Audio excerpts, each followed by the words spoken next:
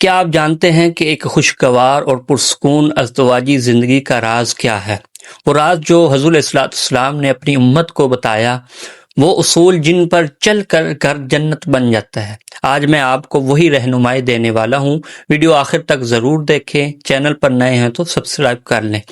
اسلام نے میاں بیوی کے رشتے کو محض ایک معاہدہ نہیں بلکہ محبت، رحمت اور سکون کا رشتہ قرار دیا ہے۔ حضور صلی اللہ علیہ وسلم اپنی ازواج مطہرات کے ساتھ انتہائی محبت اور شفقت سے پیش آتے تھے، ان سے دل لگی فرماتے تھے، ان کے ساتھ وقت گزارتے تھے اور ان کے جذبات کا خیال رکھتے تھے۔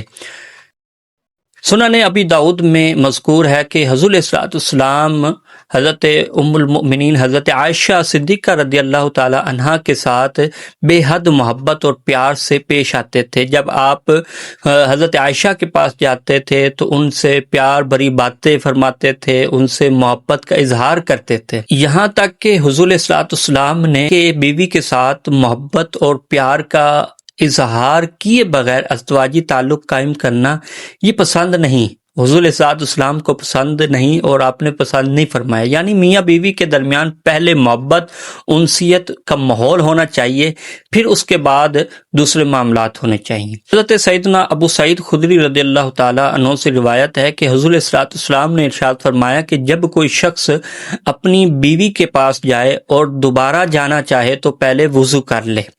وضو اور غسل سے جسم میں چستی اور طبیعت میں تازگی آتی ہے، صحت قائم رہتی ہے اور جسمانی قوتوں کی حفاظت ہوتی ہے۔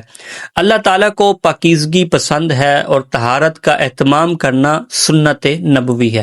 یہ بات ہر مسلمان کو اچھی طرح سمجھ لینی چاہیے کہ حیض کے ایام میں ازدواجی تعلق قائم کرنا شرعاً حرام ہے۔ اللہ تعالیٰ نے قرآن پاک میں اس سے واضح طور پر منع فرمایا ہے۔ یہ نہ صرف شرعی حکم ہے بلکہ طبی لحاظ سے بھی یہ انتہائی نقصان دہ عمل ہے۔ اس سے بیماریاں لاحق ہو سکتی ہیں۔ تمام ماہرین طب بھی اس سے اجتناب کا حکم دیتے ہیں۔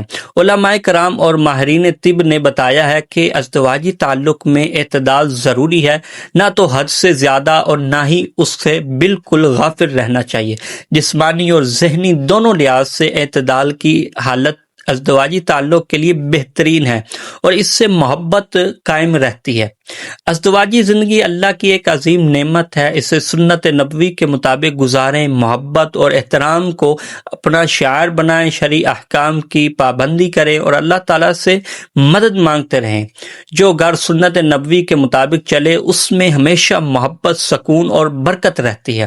اللہ تعالیٰ ہم سب کو ازدواجی زندگی میں سنت نبوی پر عمل کرنے کی توفیق عطا فرمائے، ہمارے گھروں کو محبت اور سکون سے بھر دے اور ہماری ازدواجی زندگی کو دنیا اور آخرت دونوں میں کامیاب بنائے۔ آمین یا رب العالمین۔